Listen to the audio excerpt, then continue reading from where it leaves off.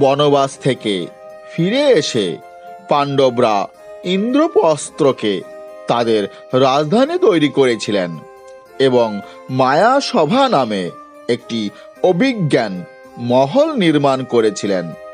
পাণ্ডবদের নতুন রাজধানী দেখতে এসে নারদ মুনি যুধিষ্ঠিরকে রাজসূয় যজ্ঞ করার পরামর্শ দিলেন এবং বললেন যে এই যজ্ঞের মাধ্যমে নিজেকে প্রতিষ্ঠিত করা আপনার একান্ত কর্তব্য।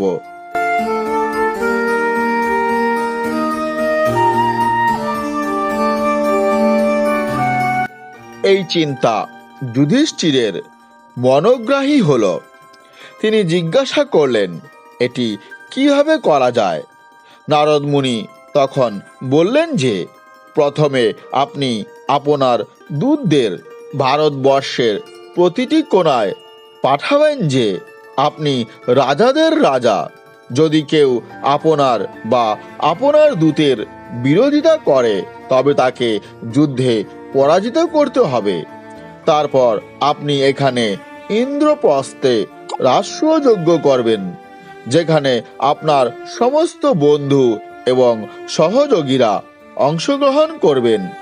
এই ধরনের যজ্ঞ করা সহজ নয়।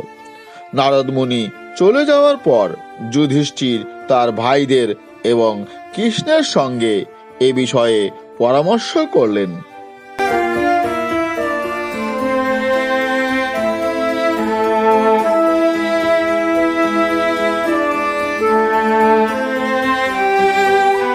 কৃষ্ণ চিন্তিত হয়ে বললেন যে একজন রাজা আছে যাকে পরাজিত করা অত্যন্ত কঠিন। তার নাম হল জরাসন্ধ, যিনি গিরিব্রজে রাজত্ব করেন।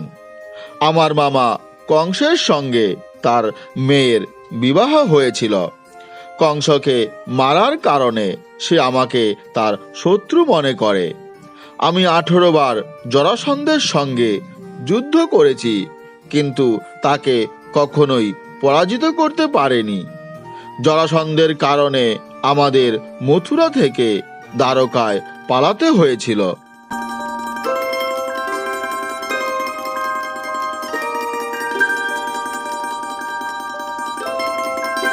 কৃষ্ণের কাহিনী শোনার পর যুধিষ্ঠির রাজসূয় যজ্ঞের পরিকল্পনা বাদ দেওয়ার সিদ্ধান্ত নেন।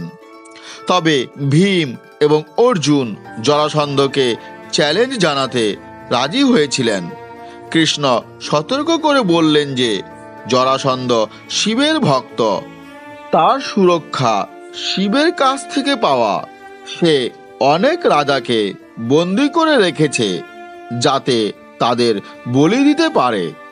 তখন অর্জুন গর্জন করে বললেন যে আমরা সবাই যোদ্ধা এবং ধর্মরাজের সন্তান। এই ক্ষেত্রে সেই রাজাদের রক্ষা করা আমাদের দায়িত্ব।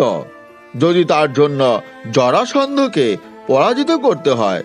অবশেষে অপ্রস্তুত হলেও যুধিষ্ঠির তাদের কথা মেনে নিলেন।